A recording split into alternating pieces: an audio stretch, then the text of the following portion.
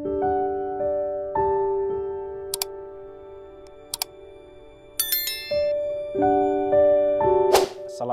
warahmatullahi wabarakatuh. Salam Om Swastiastu, Namo Buddhaya, salam kebajikan, salam rahayu, salam sejahtera bagi kita semua. Bertemu lagi bersama kami di channel Majelis Zikir Thariqah Naqsabandiyah Jawa Barat. Pada kesempatan kali ini saya ditemani oleh Pak Iwan. Kami akan membahas mengenai perjalanan spiritual. Nah, mungkin setiap manusia itu perjalanan spiritualnya berbeda-beda ya Pak Iwan. Setiap individu beda. Betul. Ada yang pernah mengalami A, mengalami B, mengalami C. Nah, mungkin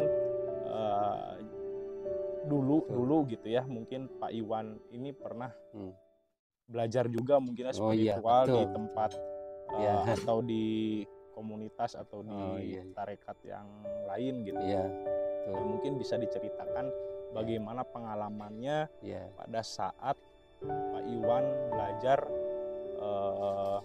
spiritual gitu di mencari sejatinya diri sebelum Pak Iwan mempelajari atau belajar di Thariqah Naqsabandiyah ini gitu. Mungkin bisa diceritakan Pak Iwan, silahkan. Terima kasih kepada Pak Denny yang sudah memberikan kesempatan. Assalamualaikum warahmatullahi wabarakatuh. Waalaikumsalam warahmatullahi wabarakatuh. Di sini saya akan mencoba menceritakan perjalanan spiritual saya gitu Pak. Selama saya diberikan umur hidup di dunia ini sampai sekarang ini. Dulu saya pernah berpikir, udah lama sih sebetulnya Pak Denny, bahwa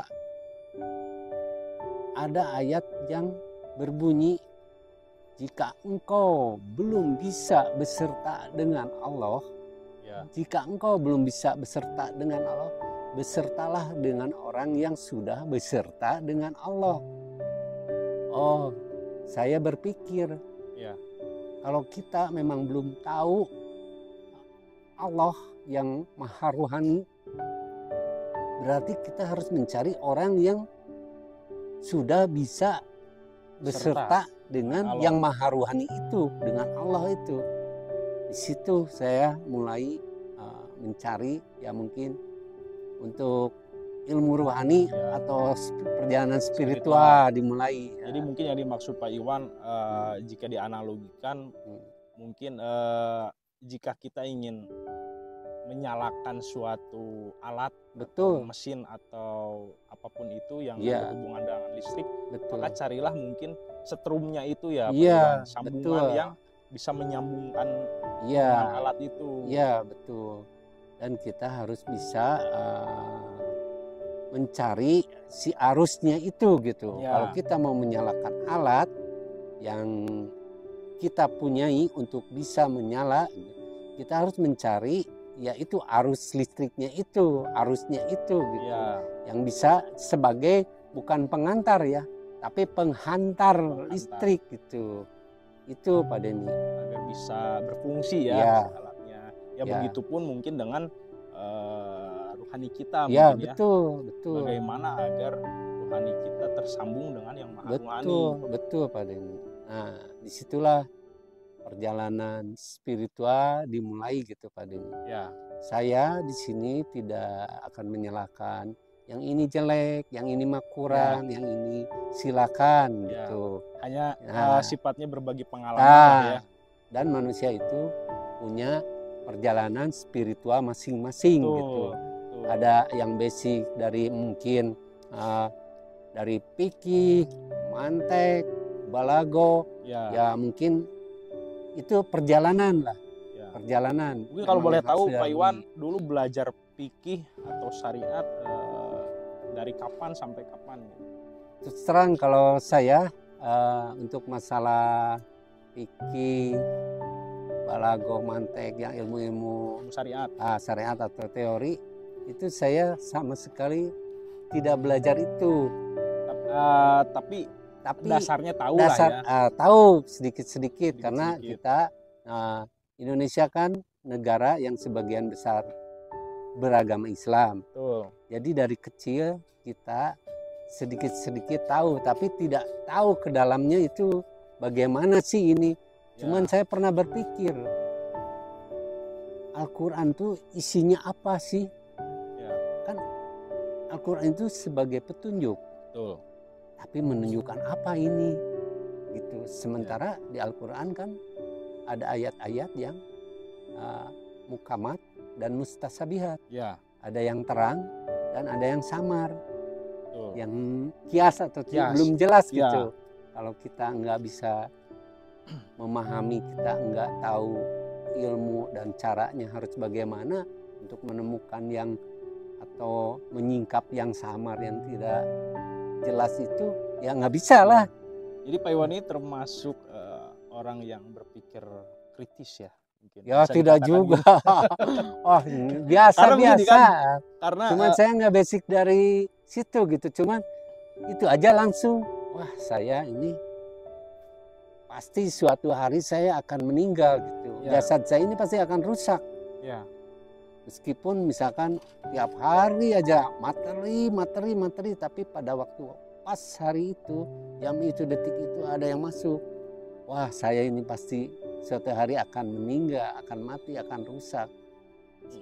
Kemana nanti jasmani saya, kemana nanti rohani saya harus pulang. Sementara saya belum pasti gitu, belum ada kepastian ilmu apa nih yang bisa menerangkan Al-Quran itu apa isinya di dalamnya, petunjuk apa sih yang ada. Karena mungkin selama yang dipelajari dari teori, mungkin bingung juga untuk prakteknya. Bingung. Makanya tadi kan ada yang terang benderang, ada yang samar, ada yang mukamat dan mustasabihat. Ya, kalau saya larinya ke yang teori mushaf Quran gitu. Nah, mungkin sebelum Pak Iwan belajar di Thoriqoh ini, mungkin sebelumnya pernah belajar di Thoriqoh lain atau sekolah-sekolah lain mungkin mengenai ilmu rohani. Nah, terus terang, saya pernah belajar. Saya tidak akan menyebutkan belajar di mana, di sekolah mana. Cuman saya menemukan orang-orang yang bisa menjelaskan dimensi-dimensi rohani, dimensi spiritual gitu, dimensi di luar ilmu jasmani kita gitu. Tapi itu juga bagus, itu baik. Mungkin Allah memberikan perjalanan kita kan nggak kita mau gini dikasih, itu kan Allah yang menunjukkan dulu, harus kesini dulu, harus nggak langsung berjalan mulus. Tidak, mungkin kan begini, kita tahunya ada yang lurus karena ada yang bengkok, betul nggak? Kita tahunya misalkan ada yang benar karena ada yang salah lah gitu. Jadi mungkin Allah masih ini buat perbandingannya, kamu harus kesini dulu, kesini deh, silahkan boleh gitu. Nanti ini hati kita. Yang mungkin sebagai bentuk ujian juga dari Allah begitu buat Pak Iwan mungkin. Betul. Apakah Pak Iwan ini benar-benar mencari atau hanya sekedar ingin tahu atau hanya ada maksud lain gitu? Betul Pak Denny, betul. Mungkin begitu. Cuman di sini saya dulu memang pernah belajar ilmu rohani gitu. Sementara perjalanan spiritual kita kan Al-Quran sebagai itu kan tadinya juga kodim si mushaf tuh tadinya kodim gitu, harus patona gitu, harus sesuai gitu kan dengan Quran, dengan hadis juga gitu. Apa yang perjalanan yang kita lagi laksanakan, yang kita lagi praktekkan tuh ada nggak di ayat ininya? Oh ada nggak? Oh ada, kita harus cocok ke situ gitu kan, betul nggak? Itu kecocokan perjalanan praktek spiritual kita. Jangan hanya cocok dengan sebagian ayat-ayat yang ada di dalam mushaf, dengan hadis. Perjalanan praktek spiritual kita harus benar-benar cocok dan didukung juga oleh ayat-ayat yang ada di mushaf dan hadis. Karena mushaf itu asal mulanya tetap itu adalah kitab kodim, kalam kodim, kodim, betul. Makanya ketika saya tahu ini, saya carilah di situ, oh ini cocok dengan ini saya. Terus nanti ke guru saya begini, oh iya ini ayatnya ini, gitu. Jadi nggak ragu. Betul. Gitu. Jadi apa yang tertuang di Al-Hadis atau Al-Quran itu harus kita alami sendiri. Harus dialami sendiri, karena menurut saya yang udah berjalan di spiritual, Al-Quran itu kan praktek perjalanan diri kita, bukan cerita, bukan dongeng. Kalau kita begitu. Jadi mungkin di dalam sebuah Al-Quran atau hadis itu apa yang pernah dilakukan Rasul-Rasul zaman dulu, mungkin ya. Betul. Dan itu pun harus kita jalani juga, alami juga. Harus.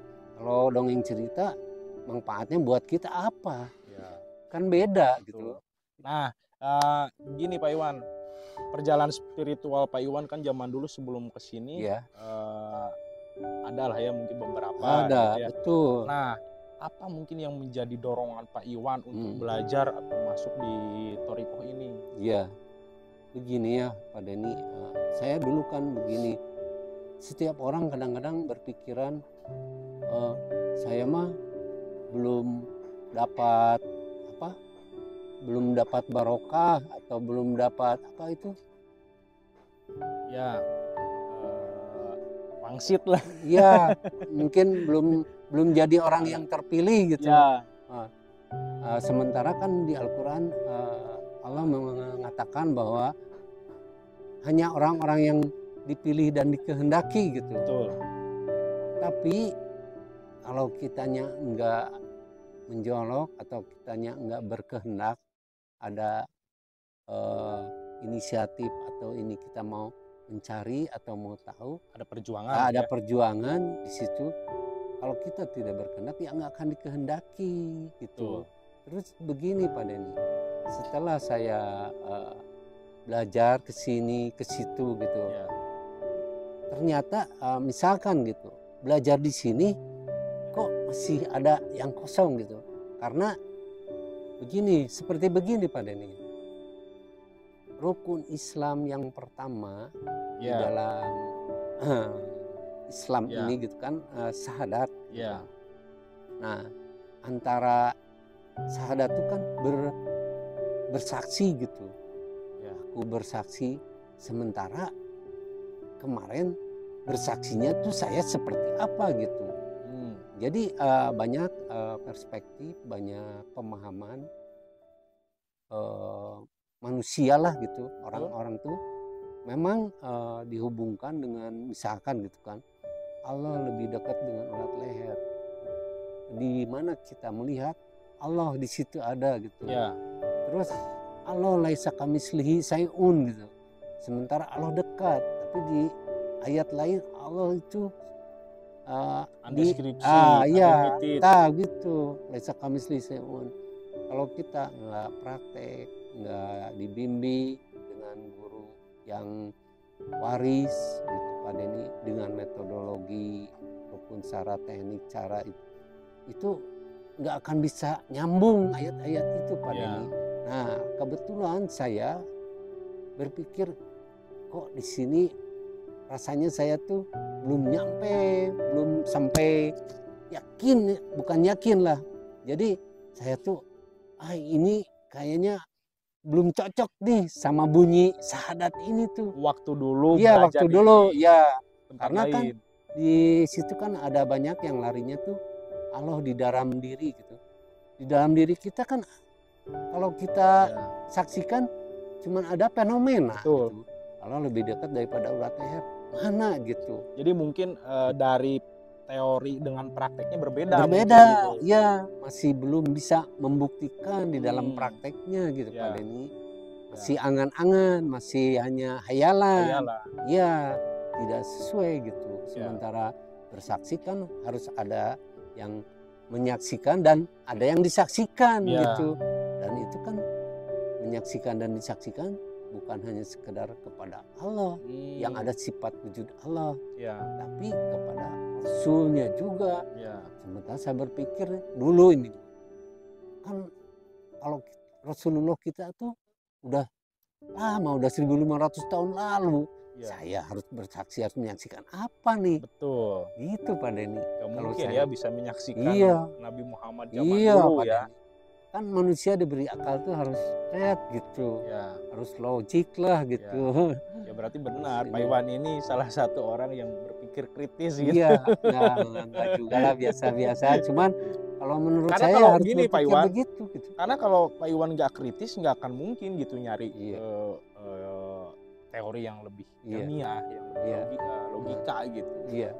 Itu kan pasti yang yang menemukan itu yang berpikir kritis. Kenapa sih? Benar nggak sih begini? Benar nggak sih prakteknya begini kan gitu? Iya betul. Ketika Pak Denny ada informasi, contoh gini, Pak Iwan itu ada makanan misalkan gudegnya enak banget gitu.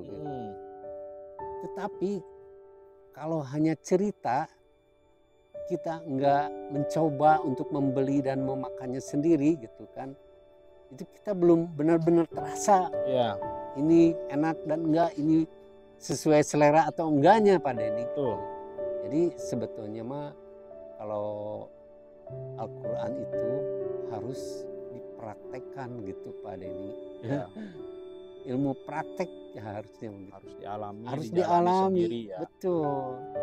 Itu namanya hakul yakin gitu, nggak akan salah gitu. Mungkin ya Pak Iwan berawal dari mencoba, betul Pak, rasanya begini, betul. Mencoba lagi, rasanya begini, betul. Gitu. Rasanya, jadi betul. mungkin sebelumnya mungkin mencoba dulu gitu ya, dari sini sampailah mungkin. Walau di dalam perjalanan mencoba itu kita jadi banyak ada pertimbangan gitu. Oh yang ini mah begini, yang ini mah begini. Kita kan dihadapkan dengan pilihan dan rasa yang kita dapatkan tuh getarannya, vibrasinya seperti apa. Jadi kita bisa menentukan, oh ini mah agak kurang ini gitu. Betul nggak Pak Denny?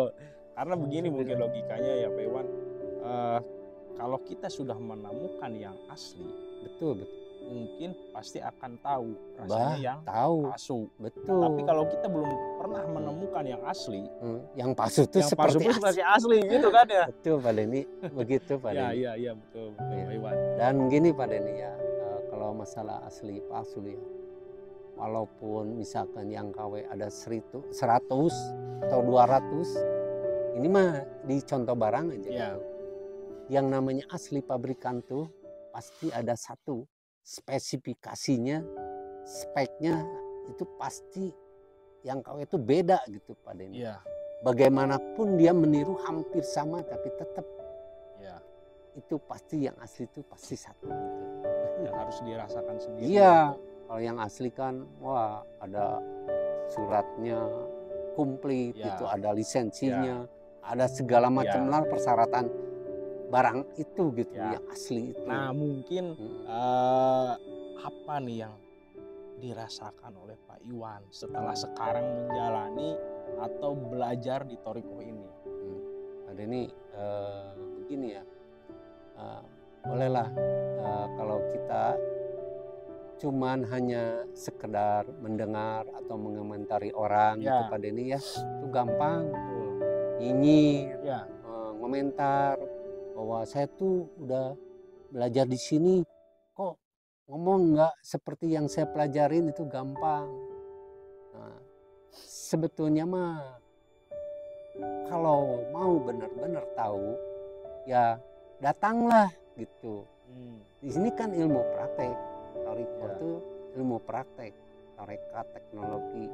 Di sini tuh ilmu praktek. Jadi masa kita harus mempraktekkan praktek itu kan nggak bisa diomongin gitu, soalnya itu mainnya dengan rasa. Mungkin gini Pak Iwan, rasanya kan Pak Iwan dulu menjalani spiritual mungkin tidak sesuai dengan prakteknya mungkin ya dari Thoriqoh. Nah mungkin yang sekarang Pak Iwan jalani di Thoriqoh ini seperti apa? Apakah masih ragu juga, tidak sesuai dengan prakteknya dari teori yang Pak Iwan dapatkan atau bagaimana ya? Begini Pak Denny, dari yang fondasi awal aja ya Pak Ya. Denny, yang namanya syahadat gitu Ya. yang namanya syahadat itu. Yang saya pelajari sekarang itu kita bisa mengilmiahkan, jadi Islam ilmiun wa amaliyun itu di sini itu benar-benar terbukti. Dan saya merasakan karena saya sudah praktek gitu. Ya. Itu aja yang dasar tuh.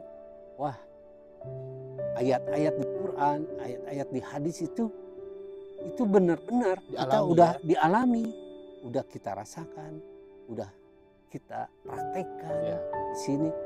Oh ini gitu. Jadi ketika ada ayat-ayat yang misalkan ada dua pengertian, sementara yang ini laisa kamisli, sementara yang ini lebih dekat daripada urat leher, itu akan ada benang merahnya gitu. Semenjak saya belajar di sini, dan ini betul-betul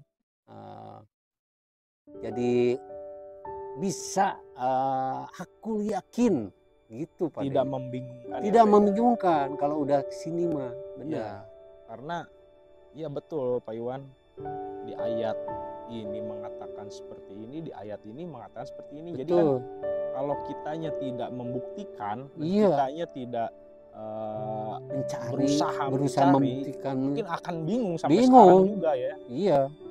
Kalau mungkin, hanya Pak Iwan yang alami sekarang sudah ketemu benang merahnya gitu ya. Ketemu yang selama ini jadi tanda tanya di pikiran dan di hati saya tuh di sini tuh udah terjawab. Oh, Pak Denny, betul. Dan kalau misalkan Anda mau jawaban yang seperti saya bilang, nggak apa-apa, datang dulu lah ke sini Pak Denny. Coba dulu ya. Iya, kita sharing dulu lah gitu, nggak apa-apa. Manusia nggak harus ini. Di sini kan kita bukan mengajak juga, tapi kita membagi nih. Sesuai dengan pengalaman masing-masing gitu, ya. Siapa tahu bisa jadi pertimbangan juga ya gitu. Pak Iwan. Baik, mungkin itu aja yang mungkin Pak Iwan yang bisa disampaikan di video kali ini. Ya Pak Denny. Semoga bermanfaat untuk saudara-saudara semua mungkin yang sedang menyaksikan, dan mohon maaf apabila ada perkataan dari kami yang mungkin kurang berkenan di hati saudara-saudara. Wabillahi taufiq wal hidayah, waridho wa inayah, ilahi anta maksudi, waridho qamatlubi. Wassalamualaikum warahmatullahi wabarakatuh. Waalaikumsalam warahmatullahi wabarakatuh.